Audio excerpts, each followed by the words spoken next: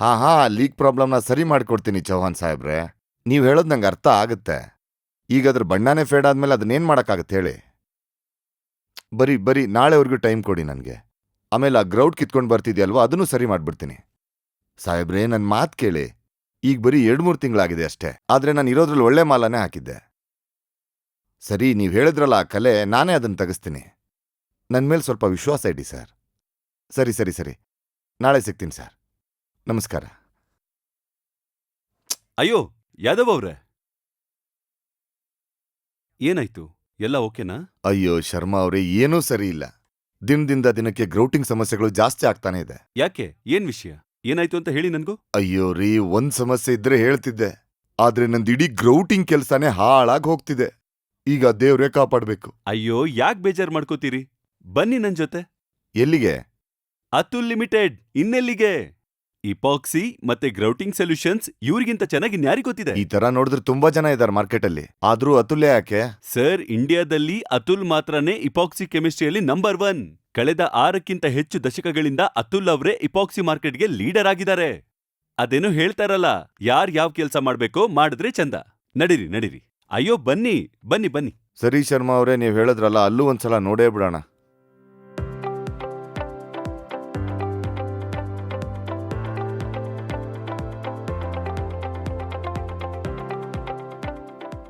ನೀರಜಣ್ಣ. ಓ ಶರ್ಮಾ ಅವರೇ, ಹೇಗಿದ್ದೀರಾ?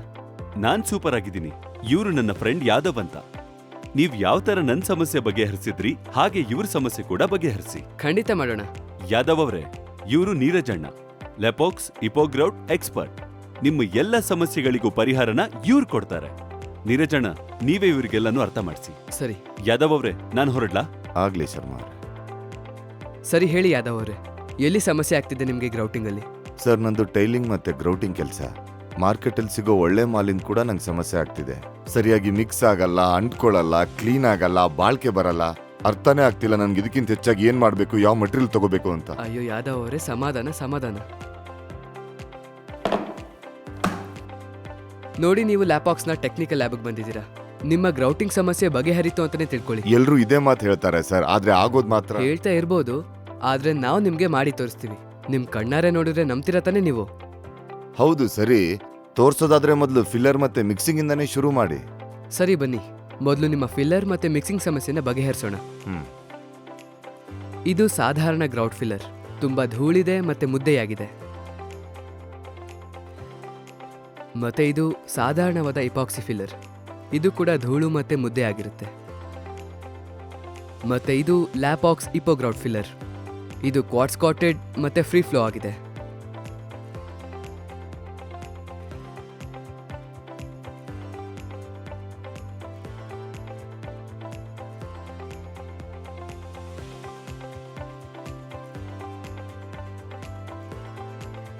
ಸಿಮೆಂಟ್ ಮತ್ತೆ ರೆಗ್ಯುಲರ್ ಗ್ರೌಟ್ ನಿಮಗೆ ಒರಟಾದ ಫೀಲಿಂಗ್ ಕೊಡುತ್ತೆ.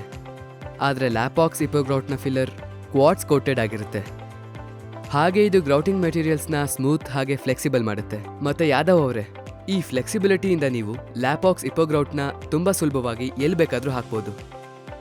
ಹೌದು ನೀರಜ್ ಅವರೇ, ನೋಡೋಕೇನೋ ಬೆಣ್ಣೆ ತರಾನೇ ಅನಿಸ್ತಿದೆ. ಆದ್ರೆ ಮಟೀರಿಯಲ್ ಮಿಕ್ಸ್ ಮಾಡೋದೊಂದೇ ನನ್ನ ಸಮಸ್ಯೆ ಅಲ್ಲ. ತುಂಬಾ ಸಲ ಗ್ರೌಟ್ನ ಸ್ವಚ್ಛ ಮಾಡೋಕ್ ಕಷ್ಟ ಆಗುತ್ತೆ, ಮತ್ತೆ ಕಲೆಗಳು ಉಳ್ಕೊಂಡ್ಬಿಡುತ್ತೆ. ಸರಿ, ಅಷ್ಟೇ ತಾನೇ? ಬನ್ನಿ, ಅದನ್ನು ಬಗೆಹರಿಸೋಣ.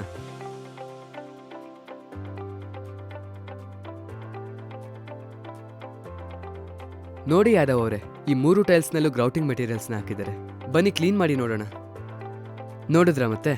ಬೇರೆ ಗ್ರೌಟ್ಗಳನ್ನು ಸ್ವಚ್ಛಗೊಳಿಸೋದು ತಲೆನೋವಾಗಿದ್ರೆ ಲ್ಯಾಪಾಕ್ಸ್ ಎಪೋಗ್ರೌಟ್ನ ಸ್ವಚ್ಛಗೊಳಿಸೋದು ತುಂಬಾನೇ ಸುಲಭ.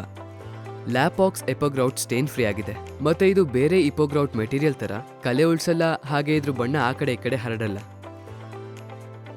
ಮತ್ತೆ ಯಾದವ್ ಅವರೇ, ಇದು ಹಣನೂ ಉಳಿಸುತ್ತೆ. ಅದ್ ಹೇಗೆ ಸರ್?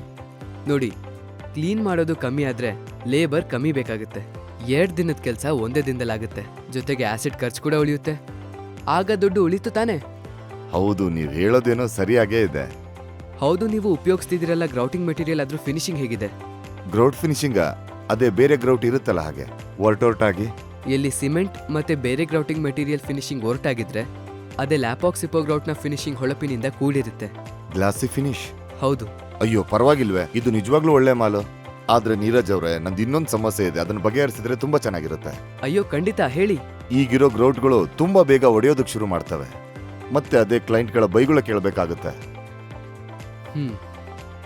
ಯಾದವ್ ಅವರೇ, ಈಗ ಅಸ್ತ್ರನ ಎತ್ಕೊಳ್ಳೋ ಸಮಯ ಬಂದಿದೆ. ಅಸ್ತ್ರ? ಈಗ ನಾವು ಮಾಡೋಣ ನಮ್ಮ ತುಂಬಾ ದೊಡ್ಡ ಟೆಸ್ಟ್. ಈ 3 ಬೇರೆ ಬೇರೆ ಗ್ರೌಟ್ ಸ್ಯಾಂಪಲ್ಸ್, ಇವುಗಳನ್ನ ಮಾಡಿ ತುಂಬಾ ಸಮಯ ಆಗಿದೆ. ಬನ್ನಿ ಇದನ್ನ ಒಡೆದಾಕೋ ಪ್ರಯತ್ನ ಮಾಡೋಣ.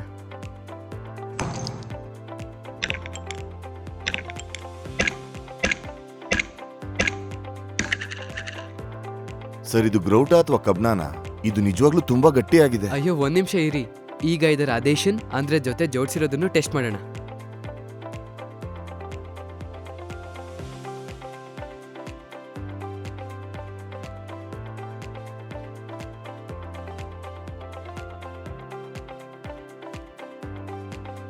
ನೋಡಿದ್ರಾ, ಲ್ಯಾಪಾಕ್ಸ್ ಇಪೋಗ್ರೌಟ್ ಕ್ರ್ಯಾಕ್ ಫ್ರೀ ಆಗಿರೋದ್ರ ಜೊತೆಗೆ ಇದರ ಅಂಟಿಕೊಳ್ಳುವಿಕೆ ಕೂಡ ತುಂಬಾ ಗಟ್ಟಿಯಾಗಿರುತ್ತೆ. ಜೋಡಣೆ ಎಷ್ಟು ಚೆನ್ನಾಗಿರುತ್ತೋ ಅಷ್ಟೇ ಚೆನ್ನಾಗಿ ವಾಟರ್ ಪ್ರೂಫಿಂಗ್ ಆಗಿರುತ್ತೆ.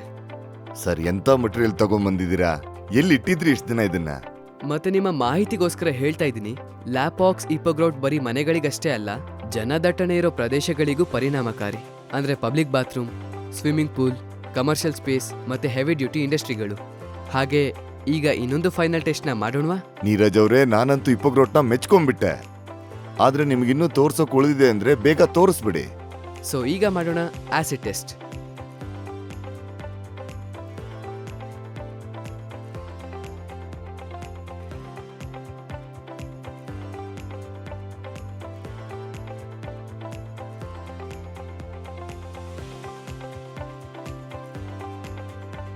ನೋಡಿದ್ರಾ, ನೀವು ಆಸಿಡ್ ಹಾಕಿದ ತಕ್ಷಣ ರೆಗ್ಯುಲರ್ ಗ್ರೌಟ್ ಗಟ್ಟಿಯಾಗಿ ಉಳ್ಕೊಳ್ಳೋಕೆ ಸಾಧ್ಯನೇ ಇಲ್ಲ.